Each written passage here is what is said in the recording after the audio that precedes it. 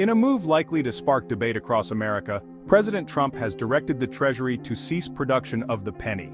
Citing the rising cost of producing the copper coin, Trump announced the directive via his Truth Social platform. This action marks the latest in a series of pronouncements delivered through social media, bypassing traditional press channels. The decision, though sudden, has roots in recommendations made by Elon Musk's Department of Government Efficiency. Tasked with streamlining federal spending, Musk's team had flagged the penny's negative cost-benefit ratio as an area for potential savings. The penny, once a symbol of affordability and a staple in everyday transactions, has become increasingly expensive to produce over the years. The primary culprit behind this rising cost is zinc, the main metal used in the production of modern pennies. While a penny is still nominally worth 1 cent, the actual cost to mint a single coin has ballooned to nearly 4 cents, making it economically inefficient. This discrepancy means that the US Mint, the entity responsible for producing all American currency, incurs a loss with every penny it produces. This fact has not gone unnoticed by budget hawks and financial analysts who have long called for the penny's abolition, citing its inefficiency. They argue that the rising cost of zinc, coupled with the penny's diminishing purchasing power and limited utility in modern transactions, makes its continued production fiscally irresponsible and outdated. The financial burden of the penny extends beyond the rising cost of metal. The cost of producing a single penny has surpassed its face value, making it a loss-making venture for the government. The US Mint incurs significant expenses in the minting and distribution of pennies throughout the country. This process involves not just the raw materials but also the intricate machinery and skilled labor required to produce each coin. These costs include labor, transportation, and storage, which are all essential components of the minting process. Each step adds to the overall expense, making the penny more costly than it's worth. All of these factors contribute to the penny's negative impact on the federal budget.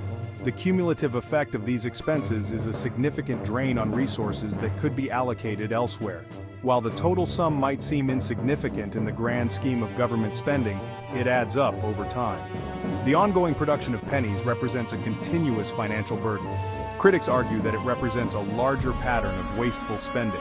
They believe that eliminating the penny could be a step towards more efficient use of public funds. They point to the penny as a prime example of how small, seemingly insignificant expenses can accumulate into a substantial drain on public funds.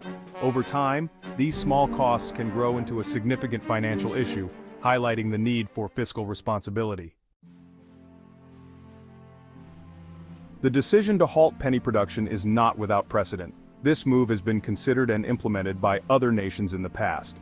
Several countries, including Canada and Australia, have already eliminated their lowest denomination coins, citing similar cost concerns.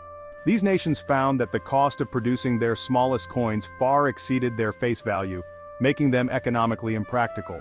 These nations successfully transitioned to rounding transactions to the nearest 5 cents, simplifying cash transactions, and reducing the need for cumbersome small change. This change not only streamlined everyday transactions, but also reduced the burden on businesses and financial institutions. Whether the United States will follow suit remains to be seen. The debate continues as policymakers weigh the pros and cons of such a significant change. The move is likely to face legal challenges as Congress traditionally holds the power to determine currency specifications. Lawmakers will need to consider the economic implications and public sentiment before making a final decision. However, the Trump administration argues that the Treasury Secretary has the authority to halt production of coinage, setting the stage for a potential showdown between the executive and legislative branches. This debate could lead to a significant shift in how currency is managed in the United States, with far-reaching implications for the economy and daily life.